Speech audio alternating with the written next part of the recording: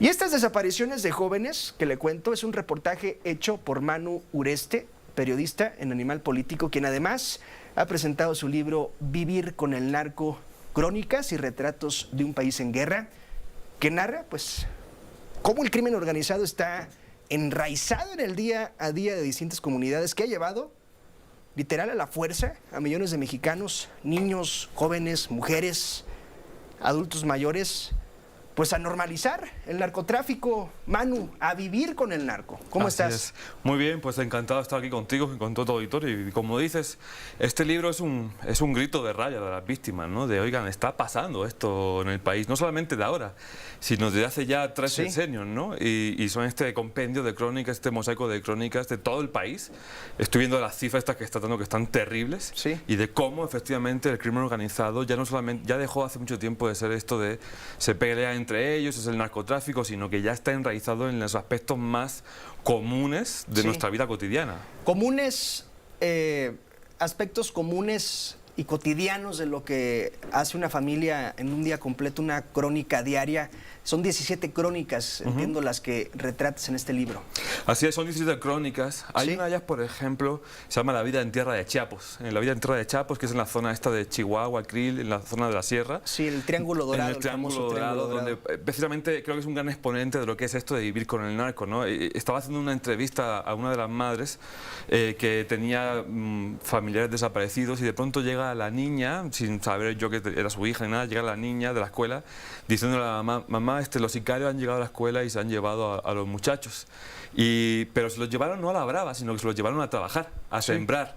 Entonces la niña hablaba con una pasmosidad, una tranquilidad, con una cotidianidad de algo que ella ve normal, ¿no? De unos sicarios que llegan a su escuela y se llevan a unos muchachos a sembrar marihuana, y ella los ve además, que es lo más grave, como un referente, diciendo: yo también quiero ser parte de eso, ¿no?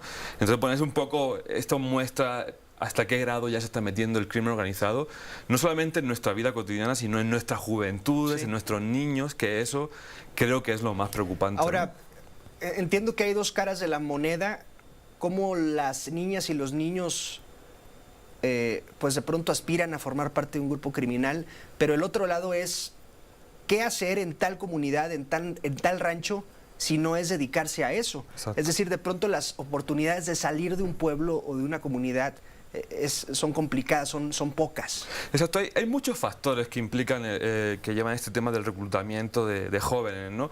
En la crónica de México Destruyendo el Futuro, lo que exponemos es ok, hay una beca gubernamental, Jóvenes Construyendo el Futuro, que se ha gastado más de 100.000 millones de pesos en dar becas a los jóvenes que no estudian ni trabajan, pero realmente, a pesar de que el gobierno dice ya no se reclutan más jóvenes por parte del crimen organizado, lo que fuimos a hablar es con jóvenes que están en el crimen organizado, en cárteles de la droga, en bandas delictivas como los Mexicles, en Ciudad Juárez, en Chihuahua, y lo que nos dicen es, bueno, esto que decías tú, lo que pasa es que yo, pues mi familia me botó a la calle, me metí a las drogas, no tenía nada que hacer, llegó el cártel de turno y me dijo: vas a trabajar para nosotros y te vamos a pagar con droga.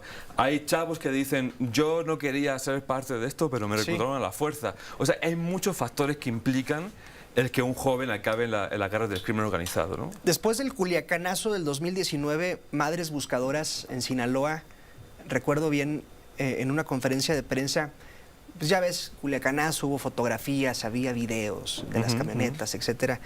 Afirmaban que vieron rostros en esos coches de los criminales, rostros de personas desaparecidas, que están reclutadas a la fuerza y que piensas que se murió, que lo desaparecieron, y están trabajando para el narcotráfico. Exactamente, es que eso es un tema muy importante. Y en otra de las crónicas que se llama La Trituradora de Jóvenes, yo fui con un grupo de madres y padres en Jalisco, que es una zona donde hay mucha desaparición de jóvenes. Fuimos a un basurero en Zapopan terrible, en esta crónica lo voy describiendo, y lo que decían estos padres precisamente mucho es esto de: hay muchos jóvenes que, ok, narcocultura, que ven un referente en el crimen organizado, otros jóvenes que no tienen oportunidades y al final acaban metidos en el narco, pero es que hay muchos otros que el narco llega a comunidades y dice: estos 10 van para la camioneta y van a estar en el crimen organizado, y si no quieren, lo que les espera es la fosa. Sí, ahora también con esta crisis de inseguridad en Sinaloa, había otro, pues ya sabes, trascendidos que nunca se terminan por confirmar por las autoridades en un campo pesquero. Los jóvenes en lancha y a refugiarse, porque trascendía que iban a llegar grupos del crimen organizado y como dices, a ver, son 10, ¿cuánto? ¿15 años? ¿17? Vámonos, Van para arriba. adentro. Van para adentro. Sí, pues digo, en las propias cifras que acabas de mostrar hace un momento, ¿no? En la nota también que publicamos en Animal Político, cómo ha aumentado. Sí, justo la cifra es muchísimo. de Animal Político, es de ustedes. Sí, muchísimo la cifra de jóvenes desaparecidos en menos de 2 meses de conflicto interno en el cártel de Sinaloa, aumentó una barbaridad el número de jóvenes desaparecidos y aunque no hay como alguien que nos pueda decir oficialmente por qué, lo que se presupone mucho es que muchos de estos jóvenes acaban en las filas del crimen organizado. ¿Hay algún cártel, Manu, específico que se encargue más que otros de hacer esto? Es decir, el cártel de Sinaloa, el de Jalisco, ¿se han identificado en estas investigaciones? Mira, yo creo que es algo generalizado en los cárteles, el uso de jóvenes, porque también te lo dice mucha gente cuando vas a estos lugares, la mano de obra, entiéndase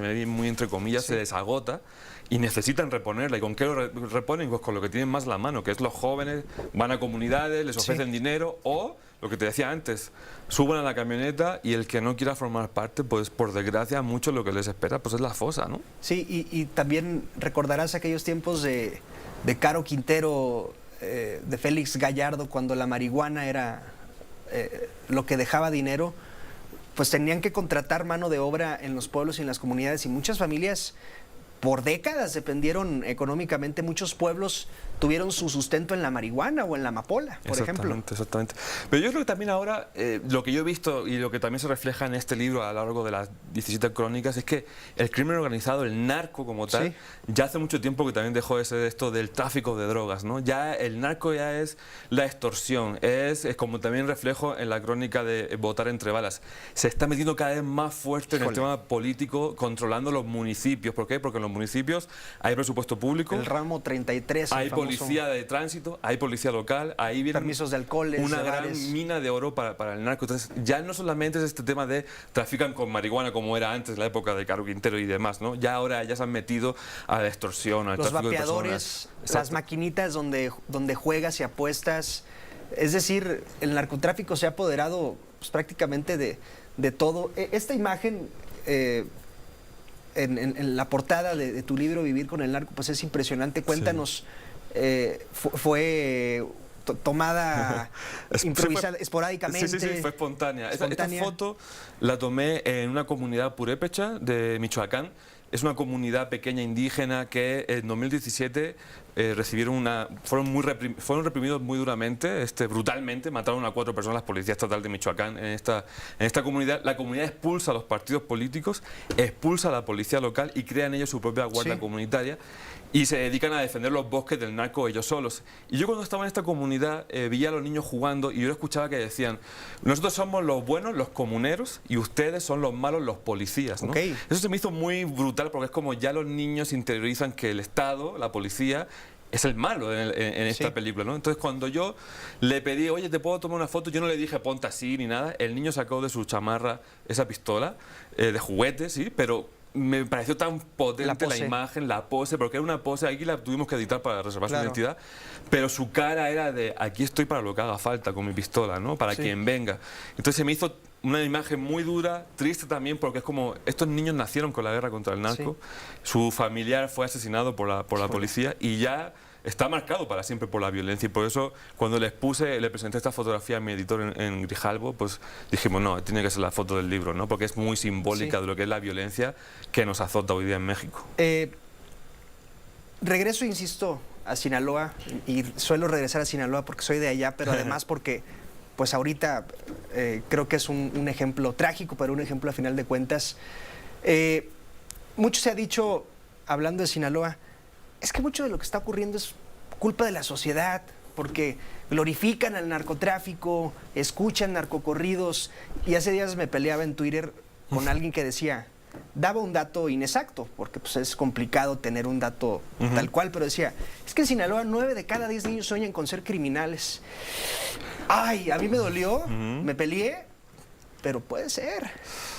A ver, el tema de la narcocultura no vamos a descubrirlo, ¿no? O sea, existe. ¿Sí? La música ahora de los corridos que están tan de moda, distorsionados, etcétera. Al final sí, en cierta manera hay una glorificación del crimen organizado, de la vida, del estilo de vida, ¿no? De hecho, en esta crónica de México Destruyendo el Futuro entrevistaba ya a varios policías de Ciudad Juárez, policías locales que trabajan con jóvenes. Y él sí me decía, yo creo que uno de los factores, me decía esta policía, es este tema de que los niños o los jóvenes piensan que la vida del narco es ir en la troca con mujeres, a ver quién es el más macho, dinero, ¿no? Y cuando ya están dentro y ven que tienen que matar para estar en el cártel o tienen que hacer muchas cosas que no quieren, pues ahí es cuando vienen los problemas, es cuando también hay muchas desapariciones, hay muchos jóvenes muertos, ¿no? Entonces, yo no tendría ese dato de la estadística que dice de 9 de cada 10. Es complicadísimo, además, ¿no? Reclutar el dato. Pero que hay un tema ahí con la glorificación del crimen organizado, creo que sí es un factor más en esta ecuación que te decía antes de falta de oportunidades y reclutamiento forzado. Yo le añadiría también este problema a la ecuación. Vivir con el narco, crónicas y retratos de un país en guerra, de Manu Ureste. Manu, cuéntanos, son 17 crónicas, ¿cuánto tiempo duraste armando este libro?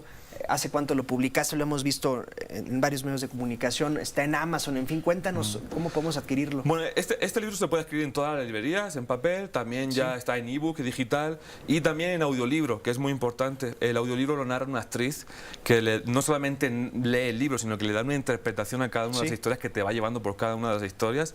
Creo que es una opción muy buena para quien le guste por los podcasts o estar en el tráfico escuchando un libro.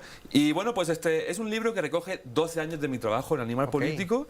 Hay crónicas de 2024 de este año y hay crónicas de 2012, pero aquí creo que algo muy interesante es que las de 2012, si pusiera 2024, serían exactamente lo mismo, nada más cambiaría el nombre del presidente. Y mucho me temo que este libro va a pasar 10 años y van a seguir siendo historias muy parecidas. Va a ser un libro que no va a pasar de vigencia, por desgracia, ojalá que sí, ojalá que me equivoque, pero aún así, aunque pasara de vigencia, creo que el objetivo del libro también es dejar constancia de este episodio tan negro de la guerra contra el narco, que creo que es de los episodios más oscuros de la historia moderna de México, y creo que este libro, a través de estas 17 crónicas, da cuenta de eso, ¿no? Bien, pues también... y yo lo vi y está mucho más sencillo en Amazon. En Amazon puede adquirir usted Vivir con el narco. Pues gracias, Manu, por acompañarnos. Enhorabuena y gracias por esta conversación. Muchísimas gracias, un gusto, y pues cuando quieras aquí estamos. Es el periodista y escritor también, Manu Ureste, Vivir con el narco. Antes de la